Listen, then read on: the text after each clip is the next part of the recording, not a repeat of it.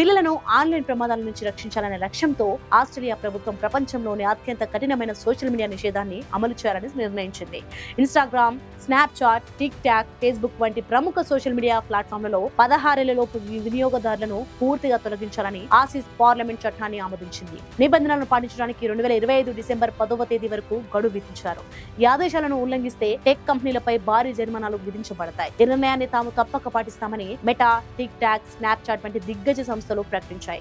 అయితే చట్టానికి కట్టుబడి ఉన్నప్పటికీ దీనిని ఆచరణలో సమర్థవంతంగా అమలు చేయడం చాలా కష్టమని సోషల్ మీడియా సంస్థలు తీవ్ర ఆందోళన వ్యక్తం చేశాయి. మెటా పాలసీ డైరెక్టర్ మియా గార్లిక్ మాట్లాడుతూ, డిసెంబర్ 10 నాటికి లక్షలాది మంది 16 ఏళ్లలోపు యూజర్లను ఖచ్చితంగా గుర్తించి వారిని తొలగించడం అనేది చాలా పెద్ద సవాలుతో కూడిన పని అని, వయసు ధృవీకరణ సమస్య అంత ఈజీగా పరిష్కారం కాదని వెల్లడించారు. ఈ వయసు నిషేధం తీవ్ర పరిణామాలకు దారితీసే అవకాశం ఉందని tick talk Australia policy lead ఎల్లా వుడ్స్ జాయిస్ ప్రకటించారు. 16 ఏళ్లలోపు వారిపై సోషల్ మీడియాలో నిషేధం విధించడం అనేది ప్రపంచంలోనే అత్యంత కఠినమైన నిర్ణయంగా టెక్ కంపెనీలు విమర్శిస్తున్నాయి. లక్షలాది మంది యూజర్లను తొలగించడం, వయసు ధృవీకరణను పకడ్బందీగా అమలు చేయడం అనే ఈ సవాల్ను సోషల్ మీడియా ప్లాట్ఫామ్లు ఎలా అధిగమిస్తాయో వేచి చూడాలి.